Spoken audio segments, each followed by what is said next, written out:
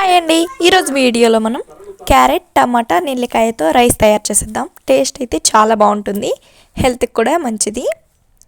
ముందుగా క్యారెట్ టమాటా నెల్లికాయని తీసుకొని ఒకసారి శుభ్రంగా కడిగి క్యారెట్ని నెల్లికాయని తురుముకోవాలి.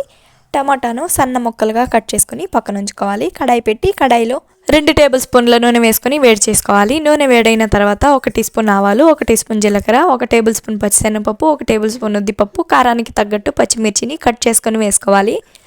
1 రెబ్బ కరివేపాకు వేసుకొని పోపును వేయించుకోవాలి. 1 మీడియం సైజు ఉల్లిపాయను సన్నగా కట్ చేసుకొని వేసుకొని 1 టేబుల్ స్పూన్ అల్లం వెల్లుల్లి పేస్ట్ వేసుకొని అల్లం పచ్చివాసన పోయి ఉల్లిపాయ వేగేంత వరకు వేయించుకోవాలి. మనం ముందుగా తురుముకున్న నెల్లికాయ, క్యారెట్ అలాగే కట్ చేసిన టమాటా ముక్కలు వేసుకొని నెల్లికాయ, క్యారెట్ తురుము వేగి టమాటా మగ్గేంత వరకు ఉడికించుకోవాలి.